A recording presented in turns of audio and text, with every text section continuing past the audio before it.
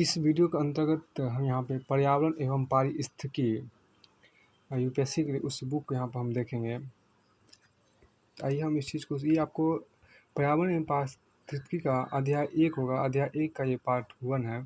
तो पहले आपको कुछ अमुक को हम यहाँ पर देख लेते हैं।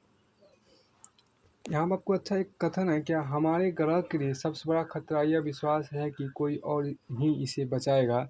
ये बात आपको रॉबर्ट स्वान ने कहा। रॉबर्ट स्वान ने कहा था कि हमारे ग्रह के लिए सबसे बड़ा खतरा यह विश्वास है कि कोई और ही इसे बचाएगा। देखिए, पर्यावरण के प्रति जागरूकता आधुनिक समय का एक महत्वपूर्ण पहलू बन गया है। भारत ने पिछले 6 दशकों में सामाजिक, आर्थिक और तकनीकी में काफ़ी विकास किया है। भारत के हमारे समाज की बनावट में पर्यावरण संरक्षण और प्रबंधन की एक समृद्ध विरासत भी शामिल है, लेकिन तेजी से हुए विकास में विभिन्न पर्यावरणीय समस्या, विशेष रूप से प्रदूषण ने जीवन की गुणवत्ता को प्रभावित किया है। जबकि भारत जलवायु परिवर्तन के प्रभावों के लिए सुभेद है। हाल के दिनों में हुए बादल विस्फोट और चक्रवात ने जाने कितने ही लोगों की जान ले ली। बुनियादी ढांचे को अस्त व्यस्त किया था, पर्यावरण को नष्ट करने की सीमा तक प्रभावित किया। इसलिए पर्यावरण संरक्षण सतत विकास हेतु एक महत्वपूर्ण तत्व बन गया है। अतः पर्यावरणीय मुद्दे को समझना एवं उनके प्रति जागरूक होना आवश्यक हो जाता है। एक प्रशासक को विभिन्न कार्यक्रमों एवं नीतियों का क्रियान्वयन के दौरान निर्णय लेने में पर्यावरणीय जटिलताओं से निपटना होता है। इस प्रकार पर्यावरण और पारिस्थितिकी विषय यूपीएससी सिविल सेवा परीक्षा एक महत्वपूर्ण अंग बन गया है। साल दर साल यूपीएससी सिविल सेवा में यह विषय अपनी गतिशीलता का कारण चुनौती होता जा रहा है।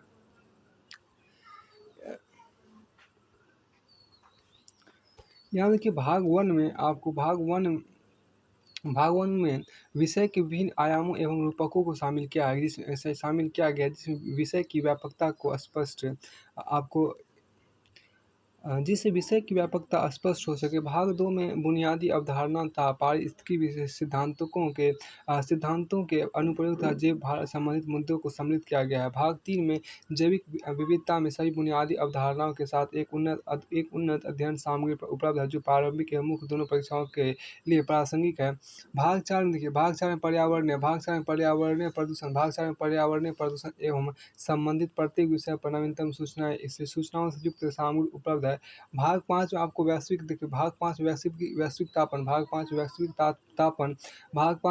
तापन एवं जलवायु परिवर्तन के विभिन्न राष्ट्रीय व अंतर्राष्ट्रीय सम्मेलनों, अभिसमयों, मसौदों आदि को भी शामिल किया गया है। ये सभी 5 इकाइयाँ वन, पर्यावरण एवं जलवायु परिवर्तन मंत्रालय की पहलों से आपूरित है।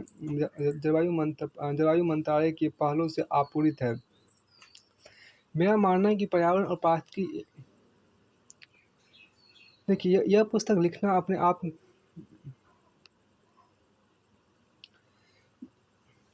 प्रत्येक गुजरते दिनों के साथ पर्यावरण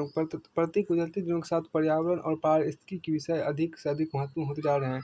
समझने की बात है कि ग्लोबल वार्मिंग पर्यावरण को प्रभावित किया जैसे पहले कभी नहीं किया था। वर्ष 2019 की कभी दर्ज किए गए सबसे गर्म वर्षों में से होने वाली सबसे गर्म वर्षों में से एक होने की उम्मीद है। यूरोप ने इस गर्मी में रिकॉर्ड तापमान देखा है। बाढ़, चक्रवात और सूखा आदि विश्व के विभिन्न भागों में विपत्ति पैदा करते रहते हैं। आर्कटिक और अंटार्कटिक की बर्फ चादरें अप्रत्याशित गति से पिघल रही। आईपीसीसी की नवीनतम रिपोर्ट बताती है कि इस धरती पर सुधारात्मक उपाय करने के लिए बहुत कम समय है। इस संदर्भ में प्रत्येक विद्यार्थी और प्रौढ़ के लिए आवश्यक है कि वह पर्यावरण के विभिन्न पहलुओं और चिंताओं को समझे।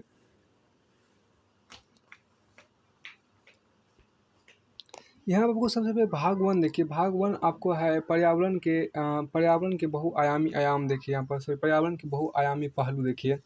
तो भाग 1 में सबसे पहले आपको पर्यावरण के बहुआयामी पहलू को हम पढ़ेंगे। इसमें आपको अध्याय 1 भाग 1 का जो आपके यहाँ पर अध्याय 1 है, वो आपको है एक विषय के रूप में पर्यावरण एवं पारिस्थितिकी। हम देखिए, एक विषय के रूप में पर्यावरण एवं पारिस्थितिकी यहाँ पर देखिए। तो सबसे पहले आपको यहाँ पर एक कोटेशन आपको दिया हुआ है। देखिए, सृष्टि की उत्पत्ति से पहले प्रलय दशा में असत अर्थात अभावात्मक तत्व नहीं था। सत्य या भाव तत्व भी नहीं था। रंज या स्वर्गलोक, मृत्युलोक और परलोक मृत्युलोक और पाताल, मृत्युलोक और पाताल लोक नहीं थे, अंतरिक्ष नहीं था और उससे परे भी कुछ नहीं था। वो देखिए वो आवरण करने वाला, वो आवरण करने वाला तत्व, वो आवरण करने वाला तत्व कहाँ था और किसके संरक्षण में था उस समय? गहन कठिनाई से प्रवेश करने योग्य गहरा क्या था? अर्थात वे सब नहीं थे। ये बातें नासदीय सूक्त, ये बातें आपको नासदीय सूक्त ऋग्वेद में कहा गया है।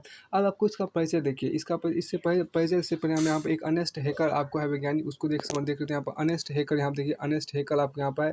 देखिए पारिस्थितिकी इकोलॉजी, इकोलॉजी या इसको दूसरे हम बोल सकते हैं ओकोलॉजिक, ओकोलॉजिक OCOLOGIC, पारिस्थितिकी या ओकोलॉजिक, इकोलॉजी, ओकोलॉजिक शब्द जर्मन वैज्ञानिक जर्मन अनेस्ट हैकेल द्वारा गढ़ा गया था। पारिस्थितिकी जो शब्द है वो आपको जर्मन वैज्ञानिक अनेस्ट हैकेल द्वारा गढ़ा गया था। हैकेल एक जंतु विज्ञानी, कलाकार, लेखक और अपने बाद के जीवन में तुलनात्मक शरीर रचना विज्ञान के प्रोफेसर रहे।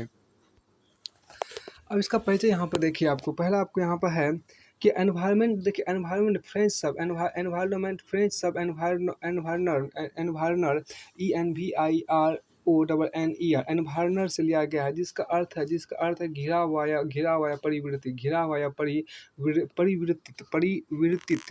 देखिए वह कुछ जो भी जैव समुदाय को घेरे, वह कुछ जो जैव समुदाय को घेरे हुए हैं या प्रभावित करता है पर्यावरण है।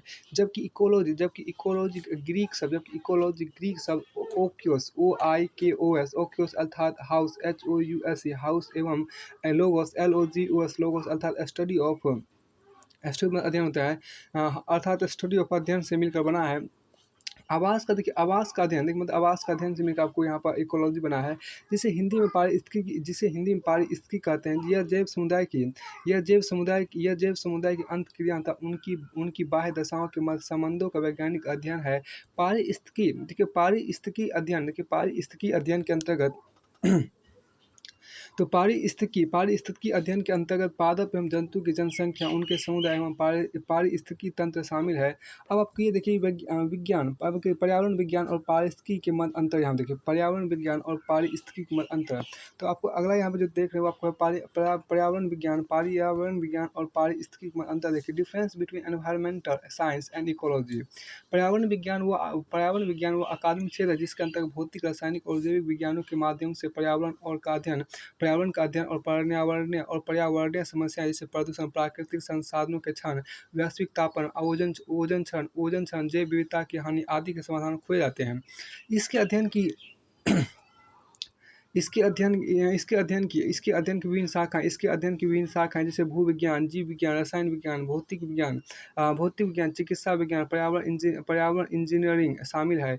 ये देखिए ये वह तयशुदा अवधारणा है जिसका प्रयोग विभिन्न गतिविधियों में जैसे शहरी नियोजन, कृषि, वानिकी, व्यापार, अर्थव्यवस्था, वन्यजीव प्रबंधन आदि ऐसी ही बहुत सारी क्रियाओं में होता है। ये देखिए वहीं पायतंत्र की भूमिका जैविक कारकों की श्रृंखला के अध्ययन में होती है। तो वहीं पायतंत्र की भूमिका जैविक कारकों की श्रृंखला के अध्ययन में होती है। फिर चाहे वह पोषक पुनर्चक्रण में सूक्ष्म बैक्टीरिया हो या पृथ्वी पर फैले विशाल वर्षावन। पारितंत्र जीव विज्ञान की एक उप शाखा है। पारितंत्र जो आपको है वह जीव विज्ञान की एक उप शाखा है। तो इसको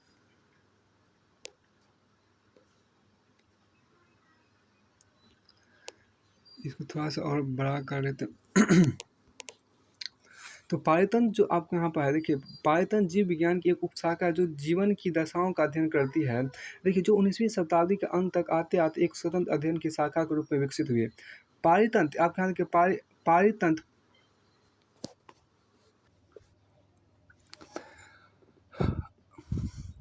देखिए जो 19वीं शताब्दी के अंत तक आते एक स्वतंत्र अध्ययन की शाखा के रूप में विकसित हुई। पारितंत्र पर्यावरणवाद, प्राकृतिक इतिहास या पर्यावरण विज्ञान में से किसी भी शब्द का पर्यायवाची नहीं है। पारितंत्र जो है वह पर्यावरणवाद, प्राकृतिक इतिहास या पर्यावरण विज्ञान में से किसी भी शब्द का पर्यायवाची नहीं है। जबकि पारिस्थितिकी शरीर विज्ञान, विकास, व्यवहार, आनुवंशिकी के अधिक सन्निकट है।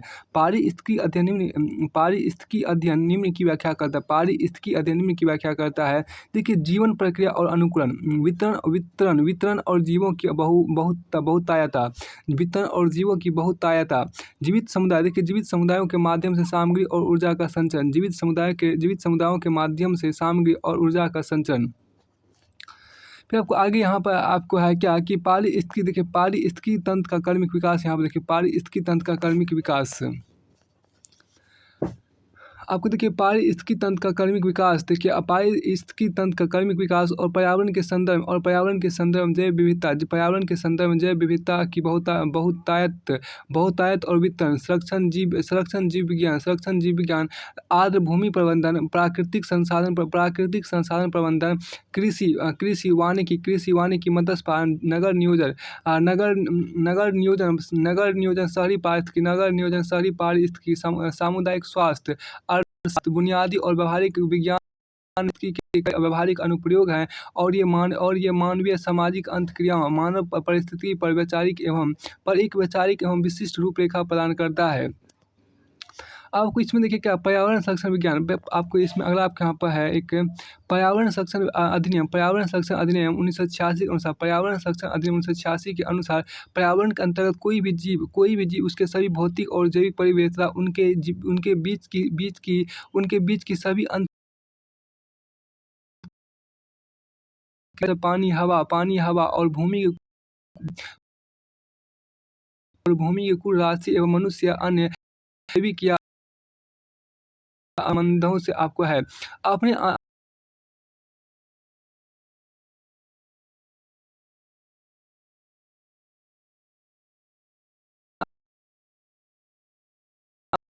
है। इस प्रकार की विभिन्न संरचनाएं, सामग्रियां और तकनीकी नवाचार भी पर्यावरण का एक हिस्सा बन गया। वर्तमान में सभी जैविक और अंतजैविक दशाएं जो हमारे आसपास हमें घेरे हुए हैं, पर्यावरण में शामिल है। जबकि तकनीकी एवं आर्थिक विकास जो कि प्राकृतिक पर्यावरण पर आधारित है, अंत सामाजिक और सांस्कृतिक पतन का कारण सिद्ध हुआ है।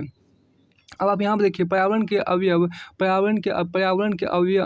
देखिए, कंपोनेंट ऑफ एनवायरनमेंट। देखिए पर्यावरण के निम्न 4 भाग है। आपको 4 भाग है। पहला वायुमंडल, जिसको हम अंग्रेजी में एटमॉस्फेयर बोलते हैं। इसके अंतर्गत पृथ्वी के आसपास उपस्थित गैसें आती हैं। इसके निम्न कार्य, पहला इसके निम्न कार्य है, जिसमें पहला देखिए होगा क्या, यह पृथ्वी पर जीवन को संचालित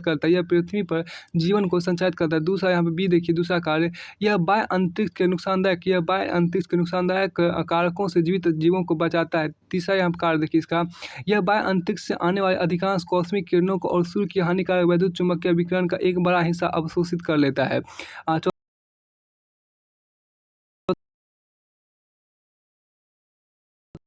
मीटर तक और रेडियो तरंग 0.14 उत्तकों को हानि पहुंचने वाले 300 नैनोमीटर। अब यहाँ पर ई देखिए,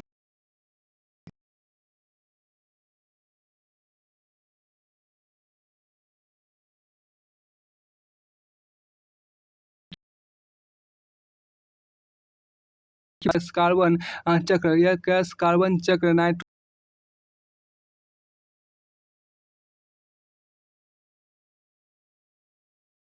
तो आपको देखिए जैव मंडल। देखिए आपके यहाँ पे एक फिगर दिया गया आपको, आपके यहाँ पर बीच में ये जैव मंडल है। जैव मंडल से आपको फिर इसी में आपको यहाँ पर जल मंडल भी है, और ये आपकी एक फिगर है जैव मंडल के। यहाँ पर एक पूरा फिगर आपके यहाँ पर दर्शाया गया है, ये वाला।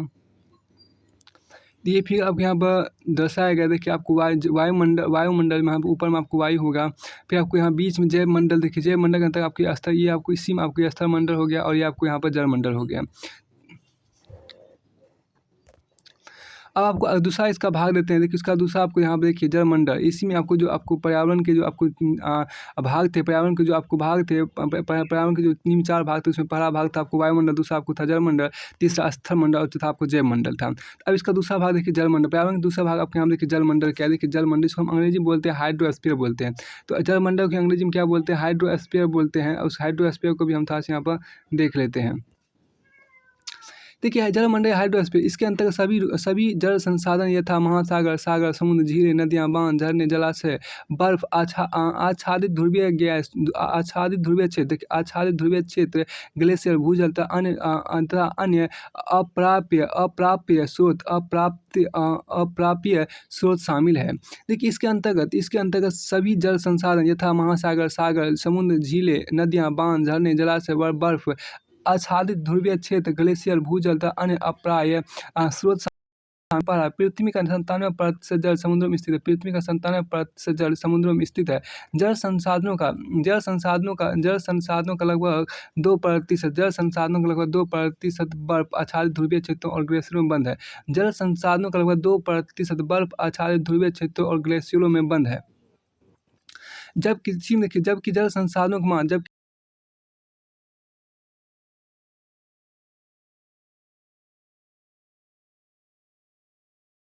लिथोस्फीयर देखिए आप LITHOSPHERA। इसके अंतर्गत पृथ्वी की वायु परत आती है जो मृदा एवं विभिन्न खनिजों का स्रोत है, जैसे खनिज पदार्थ, जैविक पदार्थ, जैव भार, वायु एवं जल। अब चौथा यहाँ देखिए जैव मंडल, जिसको हम बोलते हैं बायोस्फीयर बोलते हैं। पृथ्वी का वह भाग जहाँ जीवन पाया जाता है जैव मंडल कहलाता है। पृथ्वी का वह भाग जहाँ जीवन पाया जाता है जैव मंडल कहलाता है। यह अन्य तीनों भाग यथा वायुमंडल, जलमंडल, स्थल मंडल से मिलकर बनता है, जिसमें जीवों का निवास शामिल है। अब यहाँ पर देखिए पर्यावरण के तत्व देखिए एलिमेंट्स ऑफ एनवायरनमेंट पर्यावरण को भौतिक, जैविक तत्वों, वो व्यक्तिगत हो या सामूहिक हो, इन तत्वों के अनुसार देखिए इन तत्वों को निम्न अनुसार समझा जा सकता है। जिसमें पहला आपको यहाँ पर भौतिक तत्व, जिसको हम अंग्रेजी में बोलते हैं फिजिकल एलिमेंट्स। दूसरा आपको है जैविक तत्व, जिसको अंग्रेजी में बोलते हैं बायोलॉजिकल एलिमेंट। और तीसरा आपको है सांस्कृतिक तत्व, जिसको बोलते हैं कल्चरल एलिमेंट्स। आप ये देखिए कि आपको सबसे पहले आपको भौतिक तत्व जिसको बोलते हैं फिजिकल एलिमेंट, इसको देखते हैं। यह अंतरिक्ष देखिए, यह अंतरिक्ष अस्त्राकृति जल, वायु, मिट्टी, चट्टान और खनिजों के रूप में उपस्थित है। ये मानवीय निवास के आवश्यक संभावनाएं, साथ ही इसकी सीमाएं भी सुनिश्चित करते हैं। दूसरा देखिए आपको जैविक तत्व देखिए, इन तत्वों के अंतर्गत पौधे, पशु, पक्षी, सूक्ष्म जीव और मनुष्य आते हैं, जो जीव मंडल का निर्माण करते हैं। फिर आपको देखिए सांस्कृतिक तत्व जैसे कि आर्थिक, सामाजिक और राजनीतिक निश्चित ही मानव निर्मित विशेषताएं जो सांस्कृतिक परिवेश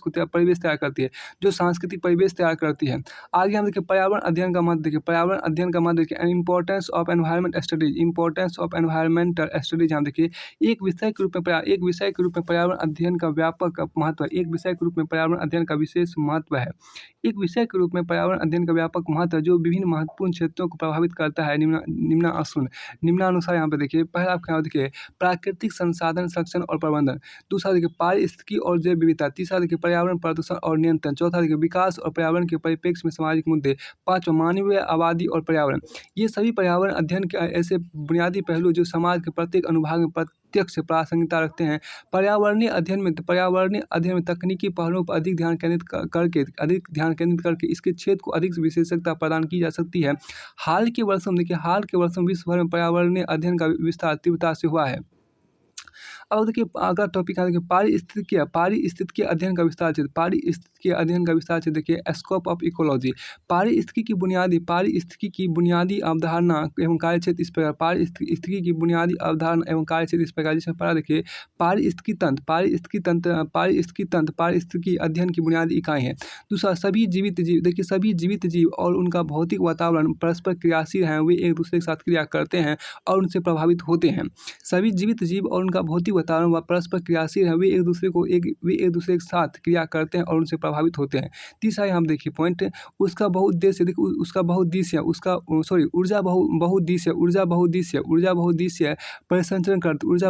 परिसंचरण करती है, जबकि पदार्थ चक्रीय परिसंचरण करती है। इस तरह भू जैव रासायनिक चक्र के प्रासरण में कुल द्रव्यमान स्थिर रहता है। चौथा यहाँ देखिए यह स्व-स्थैतिक और स्व-नियामक तंत्र। यह स्वस्थैतिक और स्वनियामक तंत्र प्राकृतिक पारिस्थितिकी तंत्र को स्थिर रखने में एक महत्वपूर्ण भूमिका निभाते हैं। यह स्वस्थैतिक और स्वनियामक तंत्र प्राकृतिक यह स्वस्थैतिक और स्वनियामक तंत्र प्राकृतिक पारिस्थितिकी तंत्र को स्थिर रखने में एक महत्वपूर्ण भूमिका निभाते हैं। अब यहाँ पर देखिए पारिस्थितिकी संस्था, देखिए यहाँ पर पारिस्थितिकी में संस्था का यहाँ पर फिगर दिया गया है। तो आपको यहाँ पर सबसे यहाँ पर जो आपको नीचे वाला भाग में आपको यहाँ पर ये आपको है स्पष्ट तो नहीं चल रहा है, एक बार फिर से कोशिश तो कर ही सकते हैं। तो पारिस्थितिकी में जो आपको संस्था है, तो पारिस्थितिकी में जो यहाँ पर संस्था उसका यहाँ फिगर में देखिए सबसे नीचे में आपको व्यक्तिगत जीव आते हैं। सबसे नीचे में आपको व्यक्तिगत जीव आते हैं, फिर आपको व्यक्तिगत जीव से आपको जनसंख्या आते हैं, फिर आपको जनसंख्या से समुदाय आते हैं, समुदाय से फिर आपको पारिस्थितिकी तंत्र आते हैं, पारिस्थितिकी तंत्र से आपको बायोम जीवोम आते हैं, फिर आपको बायोम जीवोम से आपको जैव मंडल यहाँ पर आते हैं। ये आपको नीचे से ऊपर का ही फिर हम दर्शा रहे हैं। अब आपको आगे यहाँ पर आपको है क्या पारिस्थितिकी में संगठन स्तर, देखिए पारिस्थितिकी में संगठन स्तर जिसको अंग्रेजी में बोलते हैं हॉलिज्म इन इकोलॉजी। देखिए पारिस्थितिकी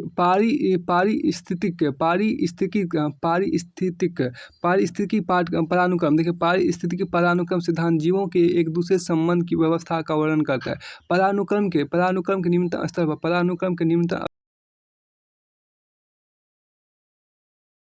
स्तर पर इस स्तर व्यक्तिगत जीव एवं अन्य जीवों के बीच परस्पर क्रिया नहीं होती, जबकि इस पदानुक्रम में आगे बढ़ते हुए पर्यावरणविदों ने जीवों के बीच संबंधों को अधिक जटिल पाया, जो अंततः पृथ्वी पर उपस्थित सभी जीवित जीवों की संपूर्णता को प्रदर्शित करते हैं। अब आपको देखिए व्यक्तिगत जीव और प्रजातियाँ, जिसको अंग्रेजी में बोलते हैं इंडिविजुअल्स एंड स्पीशीज बोलते हैं। अब हम देखिए पारिस्थितिक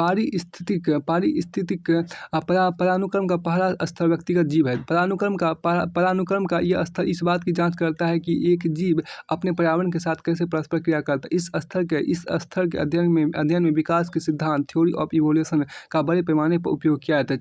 अतः व्यक्तिगत जीव स्तर एक वैज्ञानिक को अध्ययन का यह विशिष्ट क्षेत्र प्रदान करता है। होती है क्यों जिराफ के अध्ययन के दौरान वो अनुमान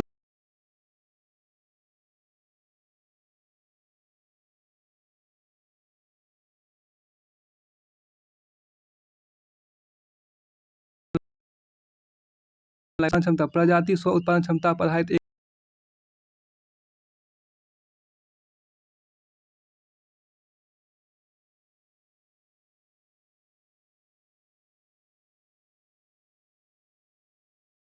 गुणों का प्रसार करते हैं। जनसंख्या और आपको देखिए जनसंख्या और समुदाय यहाँ पे देखिए पॉपुलेशन एंड कम्युनिटीज। यहाँ देखिए पारिस्थितिकी पदानुक्रम का दूसरा स्तर जनसंख्या एकांकी सजीवों का एक समूह होता है जो किसी एक समुदाय और उनके विशिष्ट भौगोलिक क्षेत्र के परस्पर संबंधों को प्रदर्शित करता है। जनसंख्या पारिस्थितिकी जनसंख्या के अलग अलग सदस्यों के बीच परस्पर क्रियाओं का अध्ययन करती है। पारिस्थितिकी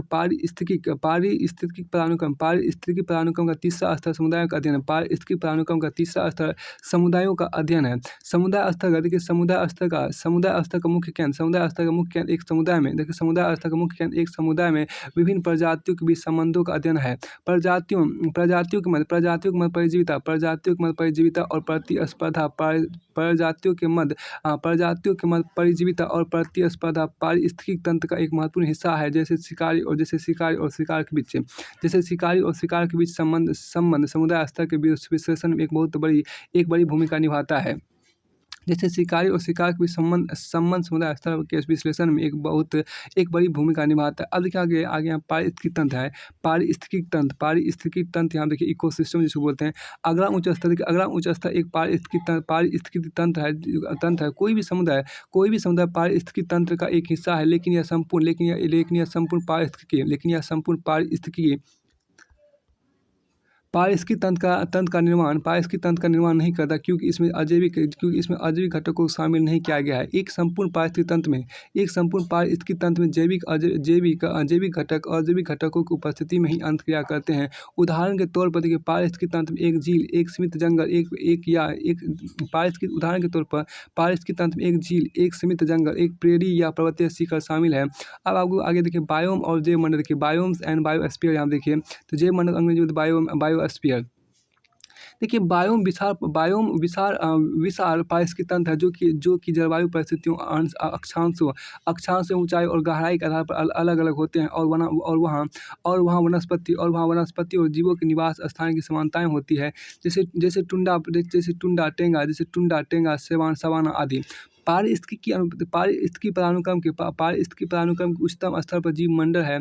पारिस्थितिकी पदानुक्रम के उच्चतम स्तर पर जीव मंडल संपूर्ण पृथ्वी पर उपस्थित सभी कारकों के उनकी अंतःक्रियाओं का प्रतिनिधित्व करता है। स्वाभाविक रूप से जलवायु, भूविज्ञान, महासागर और साथ ही मानव प्रदूषण भी जीव मंडल के भाग है।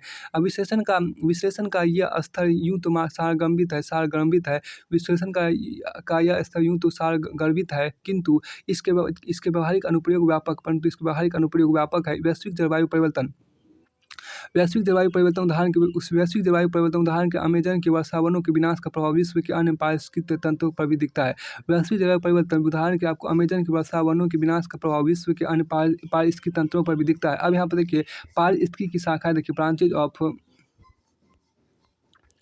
यहाँ पर आपको आगे है कि पारिस्थितिकी की शाखाएं, देखिए ब्रांचेज ऑफ इकोलॉजी। देखिए पारिस्थितिकी का अध्ययन दो शाखाओं में किया जाता है। पारिस्थितिकी का अध्ययन आपको दो शाखाओं में आपको किया जाता है। प्रथम आपको देखिए स्वयं आपको पारिस्थितिकी, जिसको अंग्रेजी में बोलते हैं पारिस्थितिकी, जिसको बोलते हैं ऑटोकोलॉजी, AUTECOLOGY, ऑटोकोलॉजी, किसी पारतंत्र में प्रजाति विशेष का अध्ययन। द्वितीय सामुदायिक पारिस्थितिकी को अंग्रेजी बोलते हैं सिनेकोलॉजी, SYNECOLOGY। किसी पारतंत्र विशेष उपस्थित विभिन्न प्रजातियों के समूहों का उनके आवास से संबंधों का अध्ययन। इसका उल्लेख इस तरह किया जा सकता है किसी दिए गए क्षेत्र में एक ही प्रजाति के अलग अलग जीवों के समूह को जनसंख्या कहा जाता है। जबकि किसी क्षेत्र विशेष में पाए जाने वाली विभिन्न प्रजातियों की आबादी के समूहों को एक समुदाय कहा जाता है।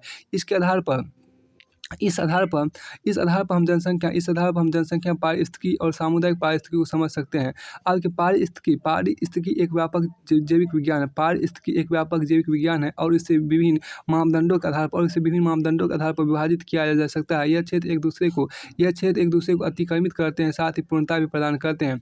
पारिस्थितिकी को निम्नलिखित आधारों के अनुसार वर्गीकृत किया जा सकता है।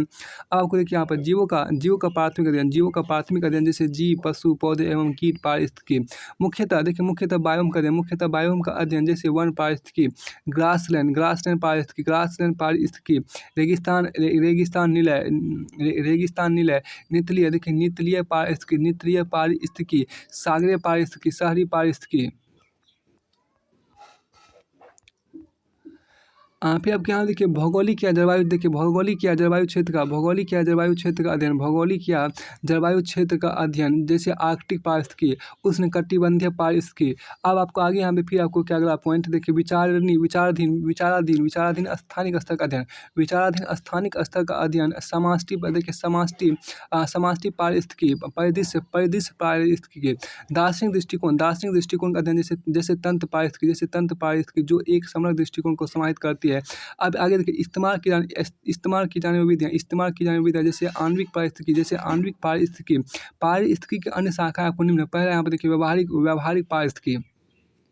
तो पहला आपके यहाँ पर व्यवहारिक पारिस्थितिकी, जिसको बोलते हैं अप्लाइड इकोलॉजी, अप्लाइड इकोलॉजी बोलते हैं। पारिस्थितिकी सिद्धांतों को लागू करने और वास्तविक समस्याओं के समाधान में इनका प्रयोग और सक्षम जीव विज्ञान में शामिल है।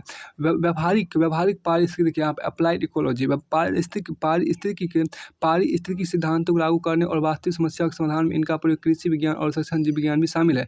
दूसरा आप देखिए जैव भू रासायनिक, बायो जियो केमिस्ट्री, किसी विशेष स्थान में रहने वाले सभी जीवित प्राणी, जिनमें जंतु एवं पेड़ पौधे सभी शामिल है। बायोटा BIOT बायोटा के वैश्विक रासायनिक विज्ञान पर प्रभाव एवं पदार्थ और ऊर्जा चक्र जो पृथ्वी पर रासायनिक ऊर्जा का संचरण करते हैं। एवं इसको फिर से देखिए आपको जैव भू रासायनिक आप देखिए बायो जियो केमिस्ट्री देखिए किसी विशेष स्थान में रहने वाले सभी जीवित प्राणी जिनमें जंतु एवं पेड़ पौधे सभी शामिल है। अंग्रेजी में BIOT शामिल है का वैश्विक रासायनिक विज्ञान पर प्रभाव एवं पदार्थ और ऊर्जा चक्र जो पृथ्वी पर रासायनिक ऊर्जा का संचरण करते हैं। आपको तीसरा यहाँ पर क्या है, तीसरा आपको यहाँ पर जैव भौगोलिक बायो जियोग्राफी देखिए यहाँ पर तीसरा आपको जैव भौगोलिक जिसको हम बोलते हैं जिसको हम बोलते हैं बायो जियोग्राफी बोलते हैं, बायो जियोग्राफी यहाँ बोलते हैं। प्रजातियों के देखिए प्रजातियों के भौगोलिक वितरण का अध्ययन प्रजातियों के भौगोलिक वितरण का अध्ययन चौथा आपके यहाँ देखिए रासायनिक पारिस्थितिकी देखिए रासायनिक पारिस्थितिकी जिसको अंग्रेजी में बोलते हैं केमिकल इकोलॉजी बोलते हैं।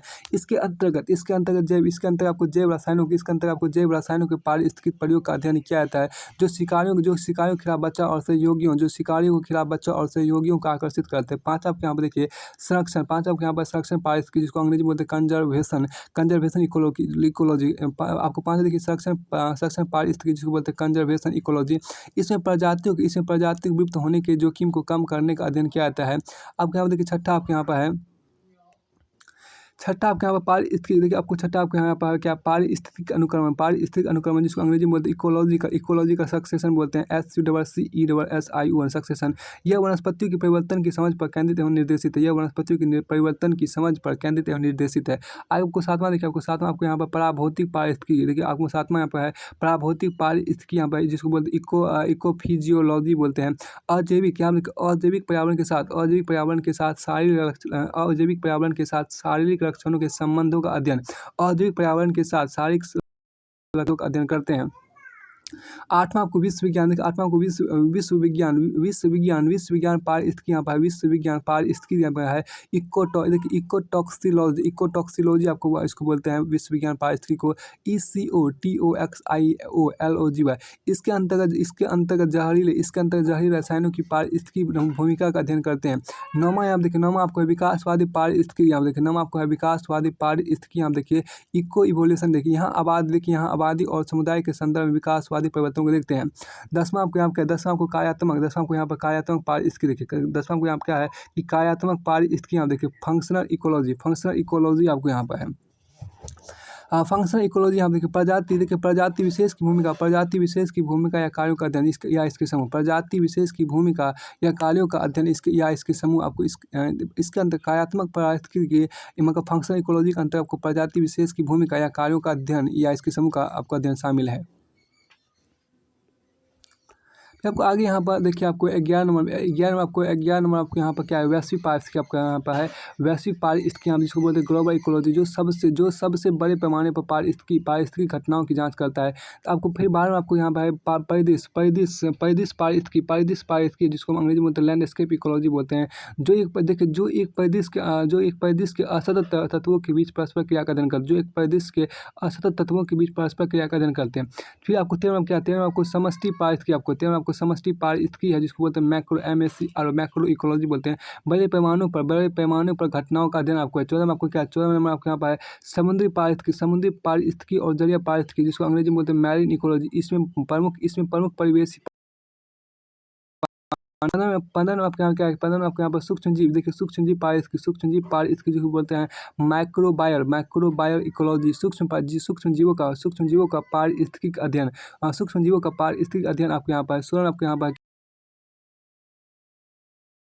क्या वैश्विक पारिस्थितिकी यहाँ देखिए जिसको अंग्रेजी बोलते हैं माइक्रो इकोलॉजी बोलते हैं छोटे पैमाने पर घटनाओं का अध्ययन देखिए आपको 17 नंबर में यहाँ पर है जीवाश्म पारिस्थितिकी अंग्रेजी बोलते हैं पैलियो इकोलॉजी बोलते PALEOECOLOGY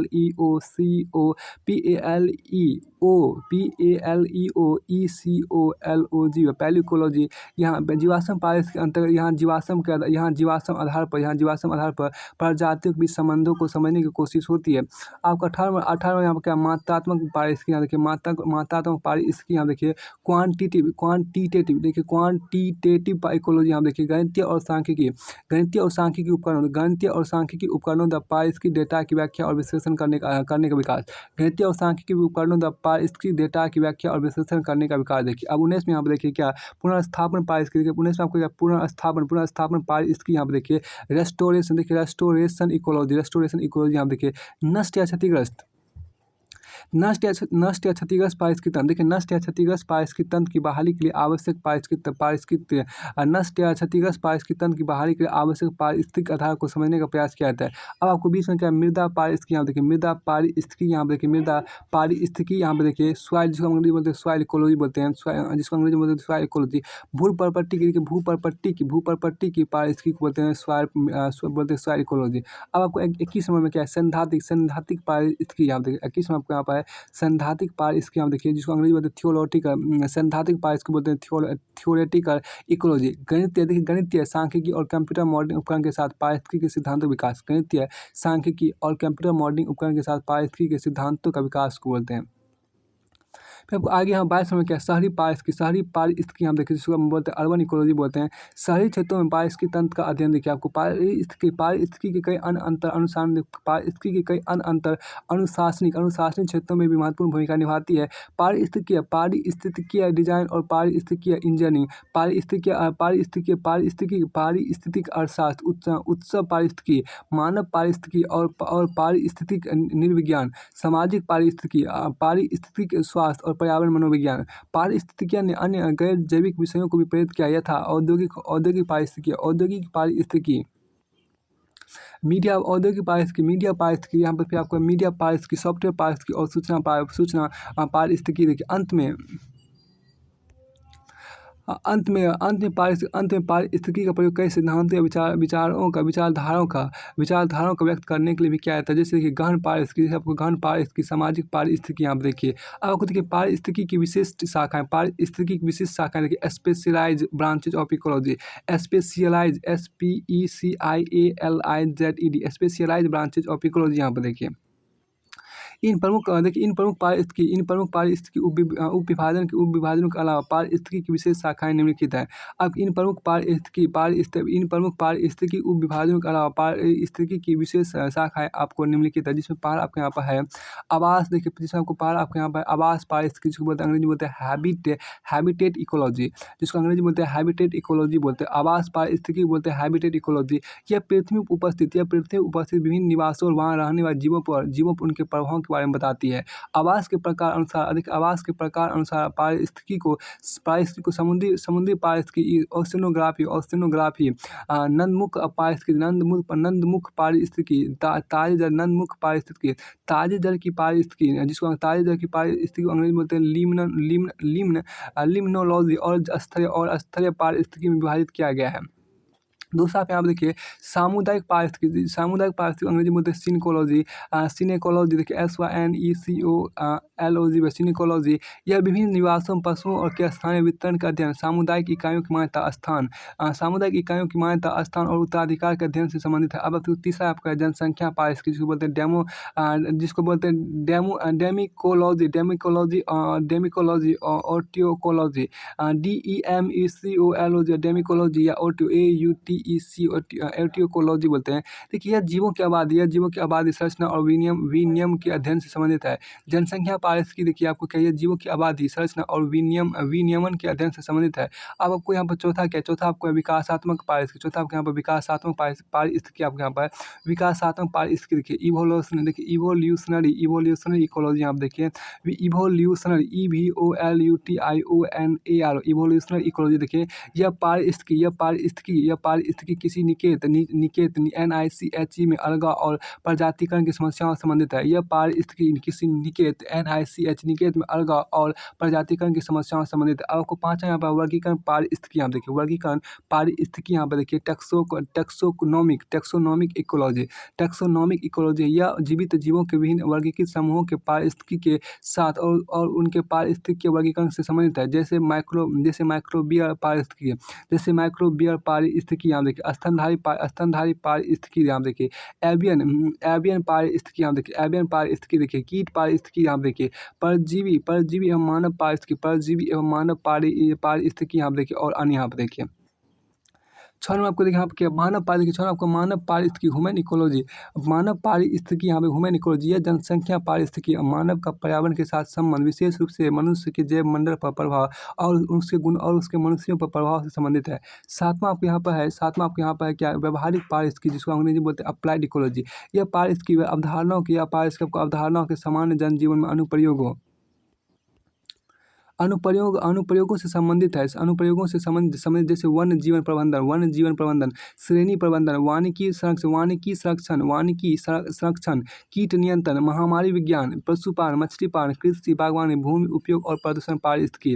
अब आपको 8वां आपको यहाँ पर क्या, पायतंत्र गतिशीलता, जिसको बोलते हैं इकोसिस्टम डायनामिक्स बोलते हैं। यह मिट्टी के गठन, पोषक तत्वों एवं ऊर्जा प्रभाव और उत्पादकता की प्रक्रियाओं के पारिस्थितिकी अध्ययन से संबंधित है। फिर आपको 9 नंबर यहाँ पर क्या, उत्पादन, आपको 9 नंबर आपको यहाँ उत्पादन पारिस्थितिकी देखिए, उत्पादन पारिस्थितिकी यहाँ पे देखिए, प्रोडक्शन इकोलॉजी देखिए। यह ताज़ा पानी से देखिए, यह ताज़ा पानी, समुद्र के पानी, कृषि, बागवानी की तरह अलग अलग पारिस्थितिकी प्रणालियों के सकल और शुद्ध उत्पादन से संबंधित है। आपको 10वां आपको यहाँ क्या, 10वां आपको ऊर्जा पारिस्थितिकी यहाँ देखिए, जिसको बोलते हैं इकोलॉजिकल एनर्जेटिक बोलते हैं। यह पारिस्थितिक तंत्र में जीवों के ऊर्जा संरक्षण और उसके प्रभाव के साथ संबंधित है। इसमें ऊष्मागतिकी का महत्वपूर्ण योगदान है। फिर आपको 11वां यहाँ पे देखिए, पारिकार्यिकी देखिए, इकोफिजियोलॉजी, PHYSIOLOG,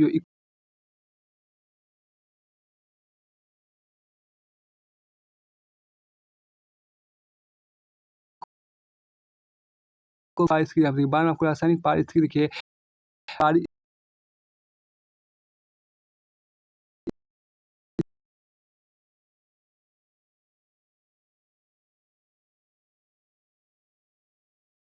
आपको यहाँ पर आनुवांशिकी पारिस्थितिकी यहाँ पे, जिसको बोलते हैं जेनेटिक इकोलॉजी बोलते हैं। यह जीवों के मध्य आपको आनुवांशिक विविधता एवं पर्यावरण पर उसके द्वारा पड़ने वाले प्रभावों से संबंधित है। आपको 14 में आपको यहाँ पर क्या है, 14 में आपको यहाँ पर है जीवाश्मिकी देखिए, आपको 14 में आपको यहाँ पर आपको जीवाश्मिकी, जिसको अंग्रेजी बोलते हैं पैलियोकोलॉजी बोलते हैं,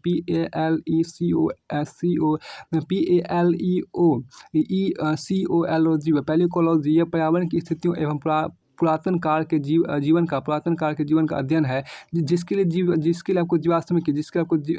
जीवाश्म विज्ञान और कार्बन डेटिंग तरीकों ने महत्वपूर्ण योगदान दिया है। फिर आपको 15 में यहाँ पर आपको है भौगोलिक पारिस्थितिकी, 15 में आपको यहाँ पर भौगोलिक पारिस्थितिकी, जिसको अंग्रेजी बोलते हैं इको जियोग्राफी। यह जीवों मतलब जियोग्राफी, फाइटो जियोग्राफी एवं बायोम्स के भौगोलिक वितरण के अध्ययन से संबंधित है। आपको 16 नंबर आपके यहाँ पर है कि अंतरिक्ष पारिस्थितिकी, जिसको बोलते हैं स्पेस इकोलॉजी। यह पारिस्थितिकी का एक आधुनिक उपखंड है। यह बाह्य अंतरिक्ष, स्पेस स्टेशन एवं अन्य ग्रहों पर जीवन की संभावना एवं उसके विकास से संबंधित है। आपको 17 में मृदा विज्ञान, आपको जिसको बोलते हैं पेडियोलॉजी, PEDOLOG, पेडोलॉजी।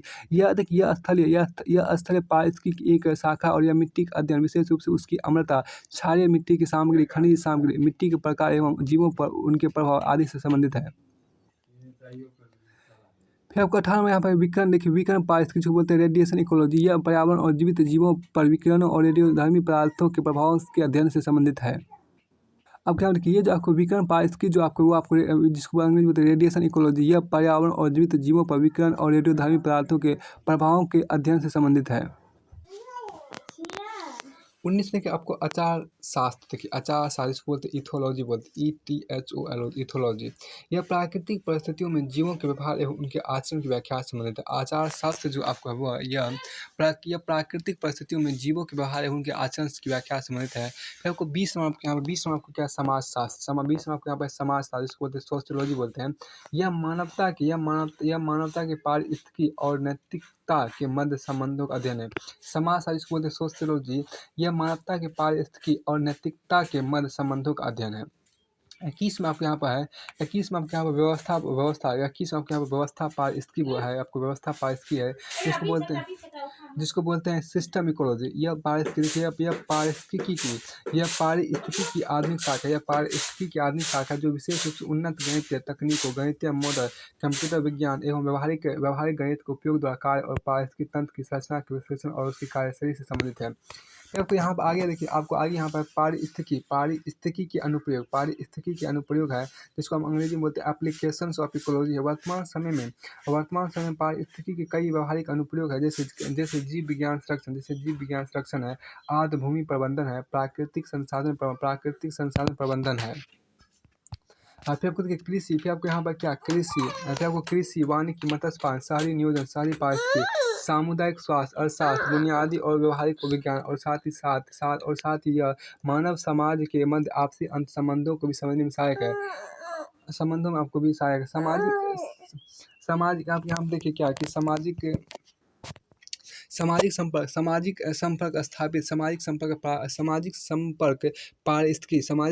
पारिस्थितिकी अवधारणाओं का प्रयोग,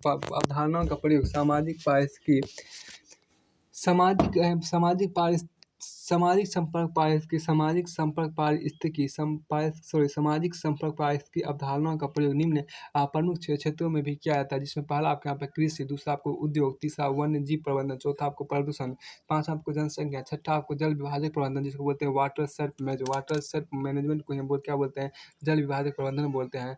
जलवायु परिवर्तन आपको है, फिर आपको आर्थिक योजना भी आपको आर्थिक योजना भी आपको अंतिम है 8 नंबर में।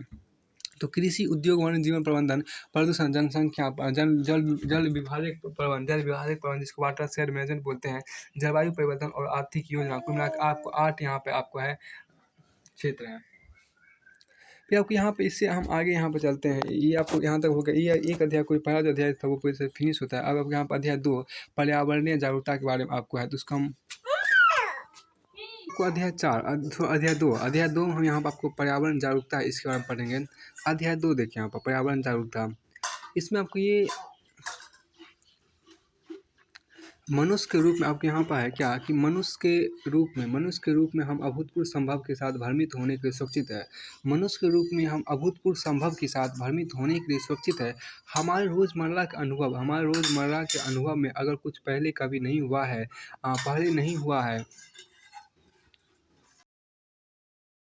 है, तो आमतौर पर हम यह मानते हैं कि भविष्य में ऐसा होने वाला नहीं है। लेकिन अपवाद आपको मार सकता है, और जलवायु परिवर्तन उन अपवादों में से एक है। ये बातें आपको अल गोले ने जो नोबेल पुरस्कार विजेता अल गोले ने ये बात कही थी। अब इसका यहाँ देखिए परिचय थोड़ा सा देख लीजिए। इसका जो परिचय आपको है वो आप यहाँ पर देख लीजिए। सर सबके इंट्रोडक्शन यहाँ पर परिचय देखिए क्या है। देखिए परिचय इंट्रोडक्शन, पर्यावरण सभी के लिए एवं समान रूप से महत्वपूर्ण भी है। पर्यावरण सभी के लिए समान रूप से महत्वपूर्ण भी है। यह सभी व्यवस्था या आयु वर्ग के व्यक्ति को प्रभावित करता है, और उनके क्रियाकलापों से खुद भी प्रभावित होता है। फिर चाहे वह स्त्री हो या पुरुष या कोई अन्य। इसी अंतर्राष्ट्रीय स्तर पर पर्यावरण से संबंधित महत्वपूर्ण तिथि संग्रह यहाँ प्रस्तुत किया गया है। अब देखिए वैश्विक बनाम स्थानीय पर्यावरण का महत्व। देखिए, जिसको अंग्रेजी में global versus local importance of environment. यहाँ देखिए पर्यावरण एक ऐसा विषय है जो एक ही समय वैश्विक भी और स्थानीय भी। जैसे ग्लोबल वार्मिंग, ओजोन परत का क्षरण, वनों में कमी, ऊर्जा संसाधन, वैश्विक जैव विविधता की हानि आदि अन्य मुद्दे। ये ऐसे भयावह विषय है जो संपूर्ण मानव जाति को प्रभावित कर रहे हैं, और इसके लिए मानव जाति को वैश्विक स्तर पर विचार करना एवं योजना बनाना आवश्यक हो गया है। हालांकि कुछ पर्यावरणीय समस्याएं हैं, जो स्थानीय महत्व की है, जैसे क्षेत्र विशेष में खनन या पनबिजली परियोजना के प्रभाव, ठोस अपशिष्ट प्रबंधन,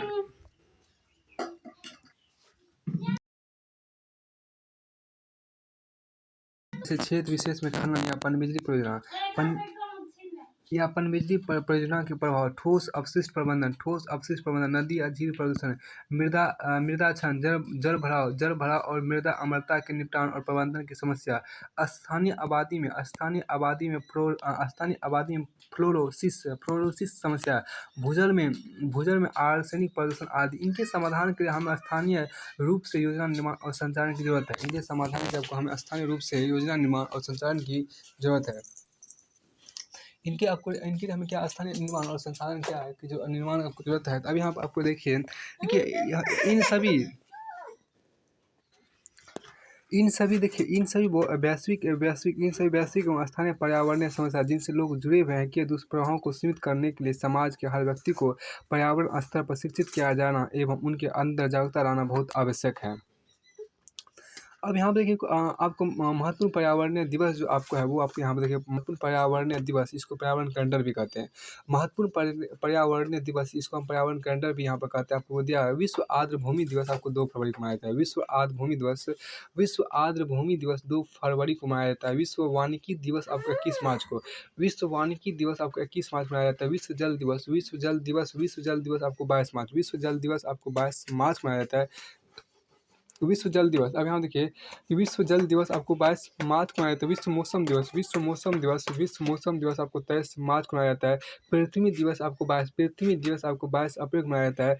और अंतर्राष्ट्रीय जैव विविधता दिवस, अंतर्राष्ट्रीय जैव विविधता दिवस आपको 22 मई को मनाया जाता है। विश्व पर्यावरण दिवस आपको 5 जून, विश्व पर्यावरण दिवस 5 जून को मनाया जाता है। विश्व महासागर दिवस आपको 8 जून को मनाया जाता है। विश्व मरुस्थलीकरण एवं सूखा प्रतिरोध दिवस आपको 17 जून को मनाया जाता है। विश्व जनसंख्या दिवस आपको 11 जुलाई को मनाया जाता है। विश्व प्रकृति संरक्षण दिवस आपको 28 जुलाई को मनाया जाता है। विश्व प्रकृति संरक्षण दिवस आपको 28 जुलाई को मनाया जाता है। ओजोन सप्ताह आपको 16 से 23 सितंबर तक मनाया जाता है। ओजोन सप्ताह को 16 से 23 सितंबर तक आपको मनाया जाता है। विश्व कार्य मुक्त दिवस, देखिए विश्व कार्य मुक्त दिवस आपको 22 सितंबर को मनाया जाता है। विश्व पशुपालन देखिए हरित उपभोक्ता दिवस आपको 28 सितंबर को, और हरित उपभोक्ता दिवस 28 सितंबर को मनाया जाता है। विश्व पशुपालन दिवस आपको 2 अक्टूबर को, विश्व पशुपालन दिवस आपको 2 अक्टूबर को, विश्व पशुपालन दिवस जो आपको है वो आपको 2 अक्टूबर को, विश्व पशुपालन दिवस आपको 2 अक्टूबर को मनाया जाता है। विश्व आवास दिवस आपको 3 अक्टूबर को मनाया जाता है। विश्व पशु कल्याण दिवस आपको 4 अक्टूबर को मनाया जाता है। वन्य जीव सप्ताह आपको 1 से 7 अक्टूबर आपको वन्य जीव सप्ताह मनाया जाता है। अंतर्राष्ट्रीय प्राकृतिक आपदा न्यूनीकरण दिवस आपको 12 अक्टूबर को मनाया जाता है। विश्व संरक्षण दिवस आपको 24 अक्टूबर, विश्व संरक्षण दिवस जो आपको होता है तो विश्व संरक्षण दिवस आपको 24 अक्टूबर को मनाया जाता है। विश्व संरक्षण दिवस 24 अक्टूबर को मनाया जाता है। युद्ध एवं सामरिक गतिविधियों द्वारा पर्यावरण दोहन के बचाव का अंतर्राष्ट्रीय दिवस 6 नवंबर को, युद्ध एवं सामरिक गतिविधियों द्वारा पर्यावरण दोहन के बचाव का अंतर्राष्ट्रीय दिवस आपको 6 नवंबर को मनाया जाता है। मानवाधिकार दिवस आपको 10 दिसंबर को मनाया जाता है। और अंतर्राष्ट्रीय पर्वत दिवस आपको 11 दिसंबर को मनाया जाता है। यहाँ देखिए अंतर्राष्ट्रीय पर्वत दिवस है आपको 11 दिसंबर को, अंतर्राष्ट्रीय पर्वत दिवस जो आपको तो 11 दिसंबर को मनाया जाता है। फिर आपको आगे यहाँ पर आपको है क्या, देखिए पर्यावरण का व्यक्तिपरक महत्व, देखिए यहाँ पर पर्यावरण का व्यक्तिपरक महत्व, पर्यावरण का यहाँ पर आपको क्या, पर्यावरण का यहाँ पर आपको है व्यक्तिपरक महत्व, देखिए जिसको अंग्रेजी में बोलते हैं इंडिविजुअलिस्टिक इंपॉर्टेंस फॉर एनवायरनमेंट। यहाँ देखिए दैनिक जीवन की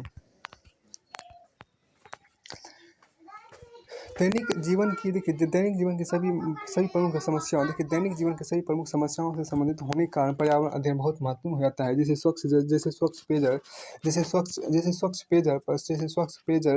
स्वस्थ जीवनशैली, स्वच्छ और ताज़ा वायु, उपजाऊ भूमि, पोषक भोजन, देखिए पोषक भोजन और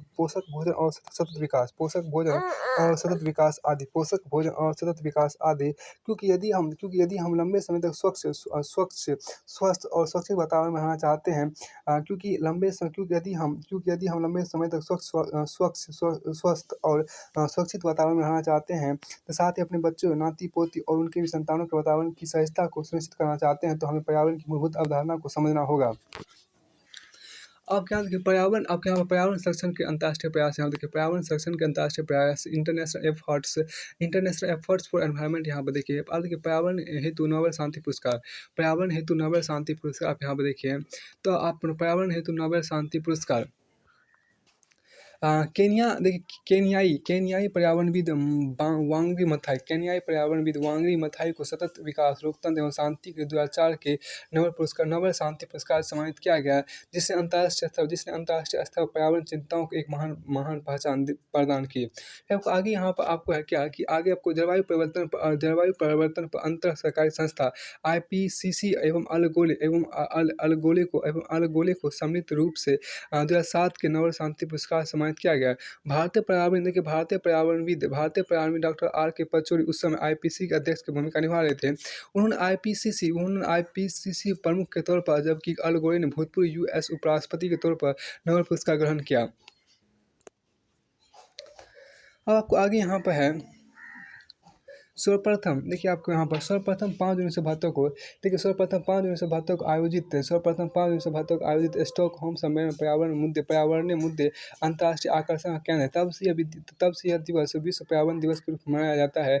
तदुपरांत 1992 में ब्राजील के एक शहर रियो डी जेनेरियो में संयुक्त राष्ट्र के तत्वाधान में पर्यावरण संरक्षण तथा सामाजिक आर्थिक विकास पर एक सम्मेलन के रूप में जाना जाता है। और उसके 10 साल बाद 2002 में आपको जोहानिसबर्ग में सतत विकास पर विश्व सम्मेलन आयोजित किया गया। फिर 1992 के पृथ्वी सम्मेलन के ठीक 20 साल बाद 2012 में सतत विकास पर संयुक्त राष्ट्र का सम्मेलन आयोजित किया गया।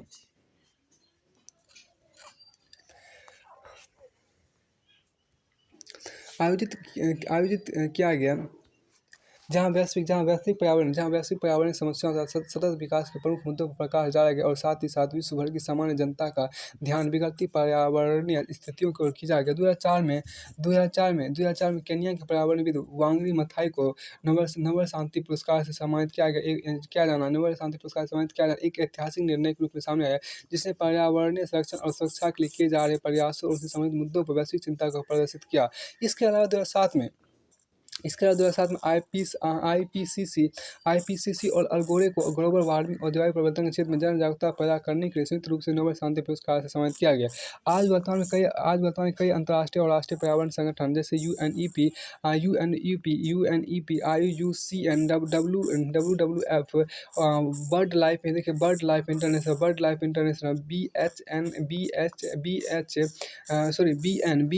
BNHS आदि है।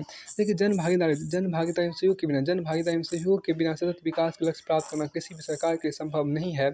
और जन भागीदारी केवल तभी संभव है जब जनता पारिस्थितिकी और पर्यावरण संबंधी मुद्दों से परिचित हो और उनके प्रति सचेत हो। फिर आपको आगे यहाँ पर है जनता को इस तथ्य के बारे में बताना होगा कि यदि हम अपने पर्यावरण को नुकसान पहुंचाते हैं तो हम वास्तव में स्वयं को ही नुकसान पहुंचा रहे होते हैं। इसका कारण पर्यावरण की जटिल कार्यशैली है। जहां प्रत्येक घटक आपस में जुड़ा है और एक दूसरे को प्रभावित करता है। सामान्य जनमानस के लिए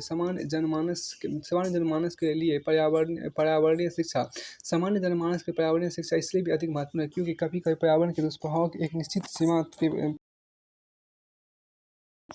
को पार करने के बाद ही दिखने प्रारंभ होते हैं। इसलिए हम घटित होने वाली आपदाओं से अनजान हो सकते हैं। पॉलीथीन को प्रतिबंध लगाने के लिए चलाए जा रहे सरकारी अभियान की असफलता का मूल कारण जन भागीदारी का अभाव ही है। सर्वप्रथम लोगों को यह जानना होगा कि पॉलीथीन कचरा फैलाकर हम न केवल पर्यावरण को नुकसान पहुंचाते बल्कि अपने परिवार के स्वास्थ्य के लिए भी गंभीर खतरा उत्पन्न करते हैं। संक्षेप में कहा जा सकता है कि पर्यावरण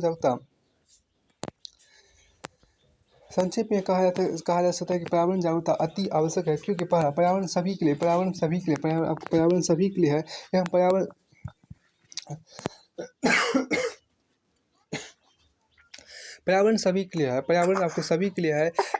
पर्यावरण संरक्षण योजना के सफल कार्यान्वयन के लिए जनता की भागीदारी आवश्यक है। पर्यावरण संरक्षण योजनाओं के सफल कार्यान्वयन के लिए आपको जनता की भागीदारी आवश्यक है।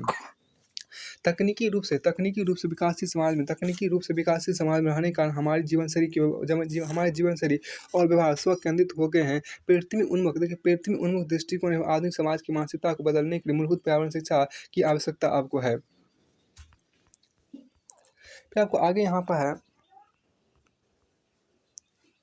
तीसरा, आपको यहाँ पर आपको लाइन है देखिए तीसरा आपके यहाँ पर लाइन है क्या, पर्यावरण प्रदूषण। यहाँ पे देखिए पर्यावरण प्रदूषण के श्वास प्रदूषण अर्थात स्वच्छ एवं स्वस्थ वातावरण में रहने के जनमानस के अधिकार के संदर्भ में जन जागरूकता बढ़ाने की आवश्यकता है। पर्यावरण प्रदूषण के स्वास्थ्य प्रदूषण तथा स्वच्छ एवं स्वस्थ वातावरण में रहने के जनमानस के अधिकारों के संदर्भ में जन जागरूकता बढ़ाने की आवश्यकता है। आगे देखिए संधारणीय सिद्धांतों का पालन करने के प्रोत्साहित करने एवं लोगों के बीच जागरूकता पैदा करने की आवश्यकता है, तभी इस धरती पर मानव जाति का अस्तित्व बच सकेगा। अब आगे देखिए आप अगला टॉपिक है कि पर्यावरणीय जागरूकता। यहाँ अगला टॉपिक आपको है पर्यावरणीय जागरूकता में। देखिए पर्यावरणीय जागरूकता में आधुनिक भारतीय पर्यावरणविदों की भूमिका। Role of contemporary Indian environmentalist in environmental awareness. हमारे देश में पर्यावरण के प्रति हमें कुछ ऐतिहासिक और महत्वपूर्ण निर्णय पर्यावरण जागरूकता हमारे देश में पर्यावरण के प्रति जागरूकता बढ़ाने के अनेक प्रयास किए गए और पर्यावरण से संबंधित कुछ ऐतिहासिक महत्वपूर्ण निर्णय ने पर्यावरणीय जागरूकता एवं पर्यावरण के महत्व को आम जनता तक पहुंचाया है। यहाँ दो उल्लेखनीय हस्तियों का जिक्र करने की आवश्यकता है। जस्टिस कुलदीप सिंह एवं एडवोकेट श्री महेश चंद्र मेहता, जिन्हें क्रमशः ग्रीन जज और ग्रीन वकील की संज्ञा दी जाती है। इन्होंने पर्यावरण के क्षेत्र में अतुलनीय कार्य किया है।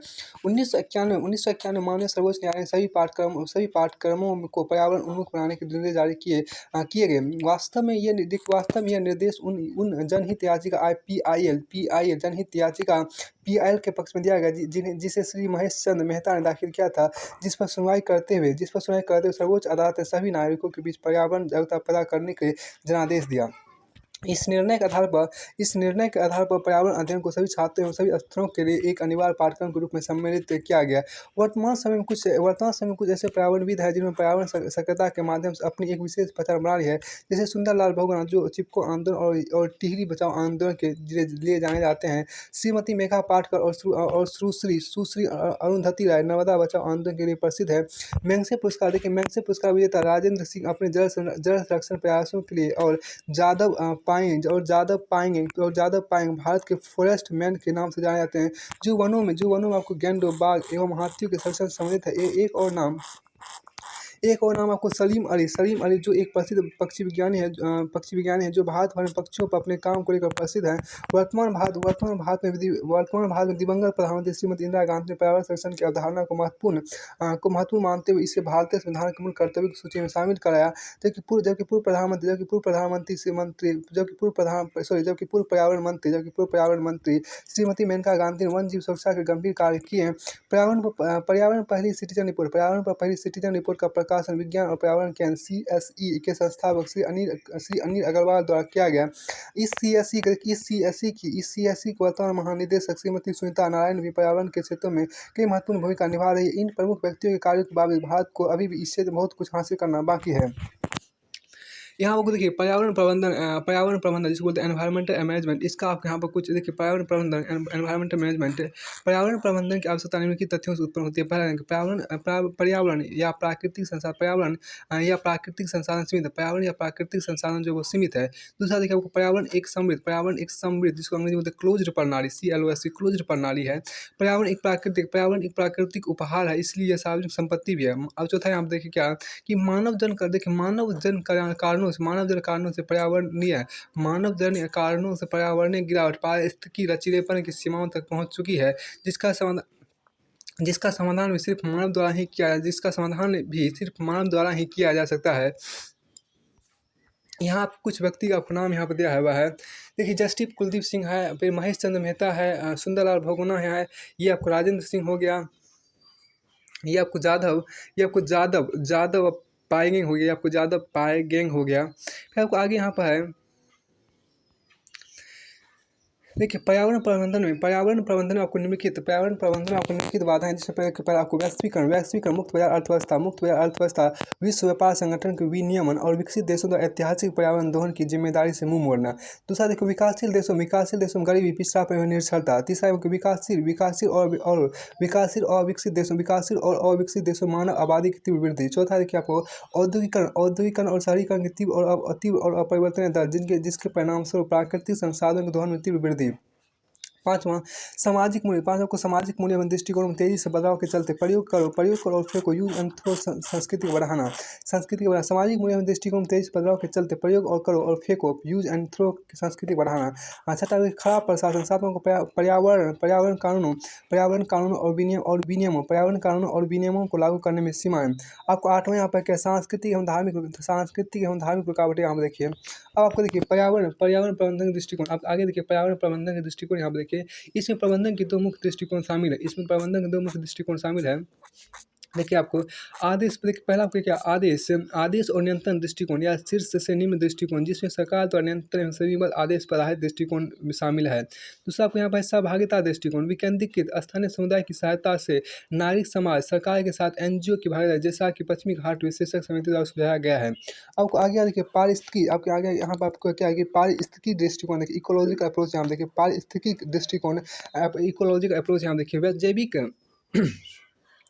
जैविक संसाधन वनस्पति, देखिए जैविक संसाधन वनस्पति और जीवों को अतिरिक्त निम्नलिखित रूप से वर्गीकृत किए जा सकते हैं, जिसमें पहला आप देखिए पारिस्थितिक संसाधन अर्थात वन्य जीव जिसमें पादप और प्राणी दोनों आते हैं। बी प्रबंधित पारिस्थितिक संसाधन, जैसे कृषि, फसल, पेड़, झाड़ियाँ आदि। पारिस्थितिक संसाधनों के प्रबंधन में सभी गतिविधियों को पारिस्थितिक सिद्धांत द्वारा नियंत्रित किया जाना चाहिए, जिसमें निम्नलिखित प्रकृति के पहलू को शामिल किया गया है। पहला देखिए यहाँ पर पौधों और जानवरों का विकास, फैलाव और वितरण, प्रजातियों का विलुप्त होना। आपको तीसरा जैविक अनुक्रमण। चौथा आपका देखिए जैव रसायन चक्र, पारिस्थितिक तंत्र से विभिन्न घटकों में पदार्थों और ऊर्जा का हस्तांतरण, संचरण और खपत। जैव रसायन चक्र, पारिस्थितिक तंत्र के विभिन्न घटकों में पदार्थों, ऊर्जा का हस्तांतरण, संचरण और खपत। पांचवा यहाँ देखिए, पांचवा आपको यहाँ पर पारिस्थितिक तंत्र की स्थिरता एवं अस्थिरता। छठा आपको जीवन का देखिए, जीवों का जीवन।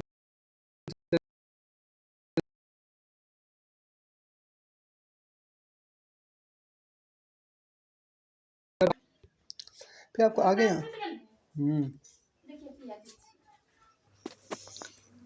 यहाँ आपको देखिए आपके यहाँ पर क्या है कि पारिस्थितिक प्रबंधन की दूसरी महत्वपूर्ण विषय वस्तु सभी पारिस्थितिक संसाधनों के संरक्षण एवं सूची निर्माण है, जो संरक्षण के साथ जैविक चोरी मतलब बायोपायरेसी अंग्रेजी में बोले तो बायोपायरेसी, बौद्धिक संपदा अधिकार IPR आदि की पहचान के आवश्यक है।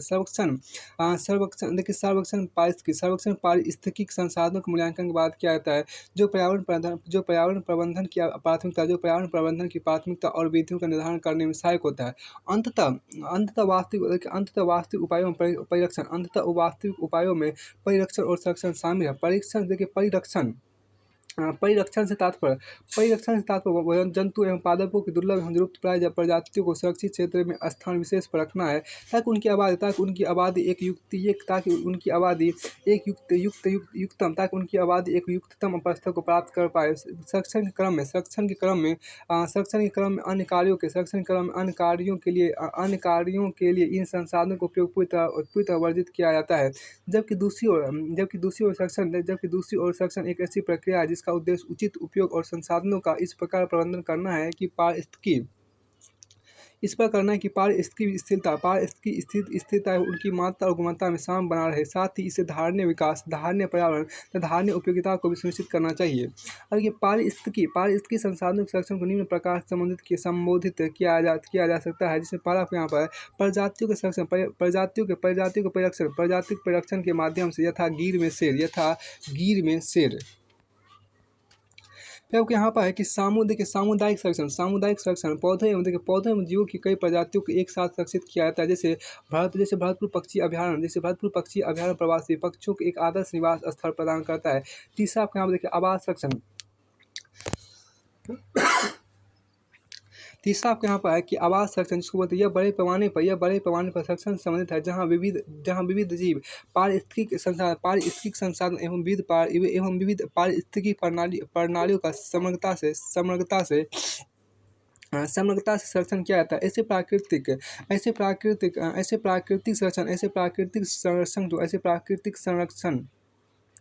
ऐसे प्राकृतिक संरक्षण को राष्ट्रीय उद्यान कहा जाता है।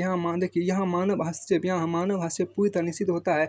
जैव मंडल संरक्षण स्थान एक बड़े निवास स्थल के जैविक और अजैविक घटकों की भी रक्षा करते हैं, जिसके विषय पर आगे आपको चर्चा किया गया है। अब देखिए, आपको आगे अगला टॉपिक यहाँ पर पारिस्थितिक पर्यटन, जिसको बोलते इको टूरिज्म बोलते हैं यहाँ पर। देखिए ECOTOURIM, पारिस्थितिक पर्यटन मतलब इको टूरिज्म यहाँ पर। देखिए पारिस्थितिक पर्यटन का अर्थ है प्राकृतिक क्षेत्रों के पर्यावरण संरक्षण और स्थानीय लोगों की स्थिति में सुधार की उत्तरदायित्वपूर्ण यात्रा करना। TIES ने ऐसा कहा था। अब देखिए IUCN के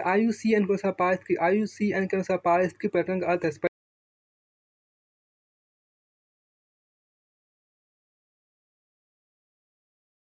पुरानी और वर्तमान देशों का आनंद और प्रशंसा प्राप्त करने के लिए जो कि संरक्षण को बढ़ावा देता है और स्थानीय आबादी को लाभकारी रूप से सक्रिय सामाजिक आर्थिक भागीदारी के अवसर प्रदान करता है। अब पर्यावरणीय पर्यटन प्रकृति यात्रा और मनोरंजन वाक्यांश से अधिक मायने रखता है। देखिए पर्यावरणीय पर्यटन दुनिया के प्राकृतिक और सांस्कृतिक वातावरण की विविधता और संरक्षण को बनाए रखने के लिए आवश्यक है। यह आगंतुकों को आकर्षित करने और उन्हें मनोरंजन प्रदान करने का एक तरीका है, जिसमें पर्यावरण में न्यूनतम दखल होता है और यह यात्रियों और सेवा प्रदाताओं दोनों की जिम्मेदारी को संभालते हुए काम करता है। यहाँ पर्यावरणीय पर्यटन का वास्तविक अर्थ है, यही पर्यावरणीय पर्यटन का वास्तविक अर्थ है। पर्यावरणीय पर्यटन और अन्य संधार्य पर्यटन का मूल 1970 के दशक में घटित पर्यावरणीय आंदोलन में निहित है। पर्यावरणीय पर्यटन की अवधारणा स्वतः भी 1980 के दशक तक कोई खास परिचित नहीं थी। उस समय की बढ़ती पर्यावरणीय जागरूकता और प्रकृति के निकट जाने की सामान्य इच्छा ने इस विचार को वांछनीय बनाया। अब आगे आपके यहाँ पर क्या पर्यावरणीय पर्यटन के सिद्धांत देखिए। पर्यावरणीय पर्यटन के सिद्धांत, जिसको अंग्रेजी में बोलते हैं प्रिंसिपल्स ऑफ इको टूरिज्म। यहाँ देखिए पर्यावरणीय पर्यटन समुदाय के संरक्षण एवं असंधारणीय यात्रा से संबंधित है, जिसका मतलब है कि जो लोग पर्यावरणीय पर्यटन की गतिविधियों में भाग लेते हैं उन्हें निम्नलिखित पर्यावरण पर्यटन सिद्धांतों का पालन करना चाहिए। पहला लघुत्तम पर्यावरणीय प्रभाव। दूसरा पर्यावरण और सांस्कृतिक जागरूकता एवं आदर। तीसरा आगंतुक एवं मेजबान दोनों के सकारात्मक अनुभव साझा हो। पर्यावरणीय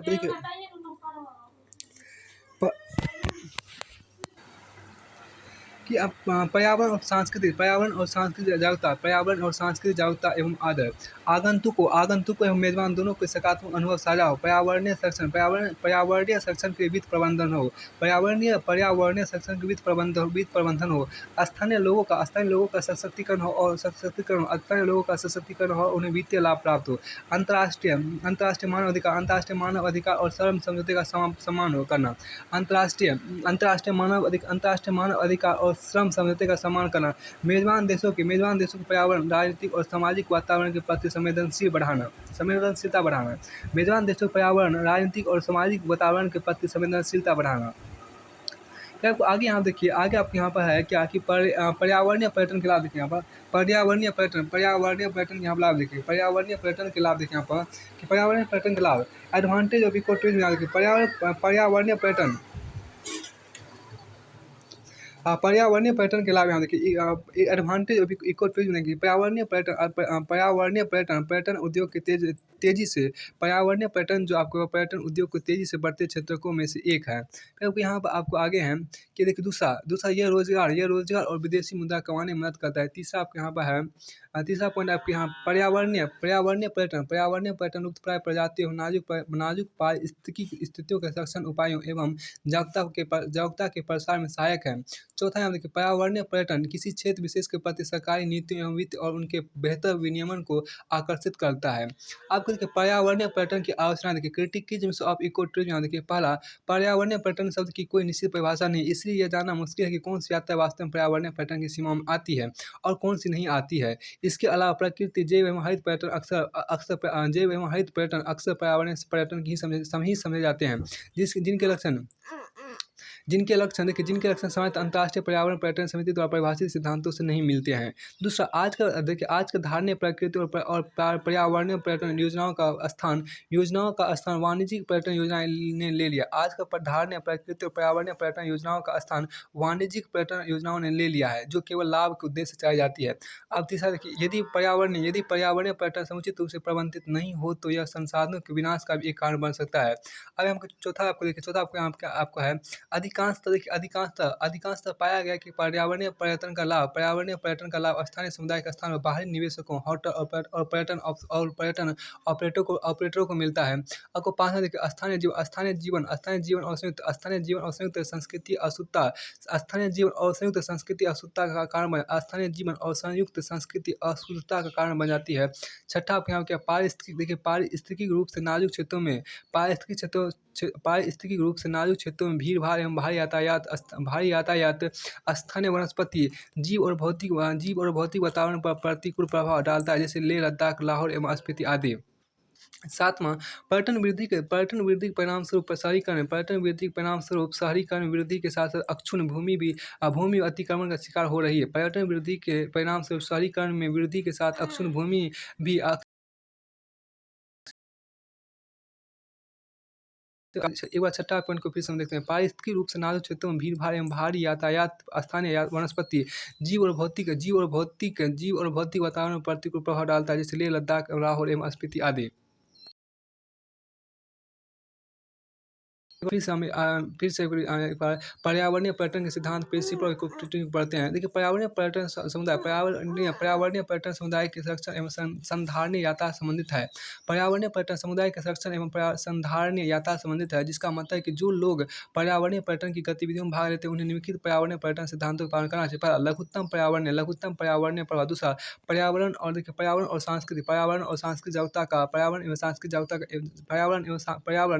और सांस्कृतिक जागरूकता एवं आदर। आगंतुक एवं मेजबान दोनों के सकारात्मक अनुभव साझा हो। फिर आपको आगे देखिए, पर्यावरणीय संरक्षण के वित्त प्रबंधन हो। स्थानीय लोगों का सशक्तिकरण और उन्हें वित्तीय लाभ प्राप्त हो। अंतर्राष्ट्रीय मानव अधिकार और श्रम समझौते का सम्मान करना। मेजबान देशों पर्यावरण, राजनीतिक और सामाजिक वातावरण के प्रति संवेदनशीलता बढ़ाना। इस तरह से आप यहाँ पर देखिए कि ये अध्याय नंबर 2 आपको पूरी तरह से फिनिश होता है। अब अध्याय नंबर 3 जो आपके यहाँ पर्यावरण पर संयुक्त राष्ट्र का सम्मेलन, ये आपको अगले वीडियो में देखेंगे।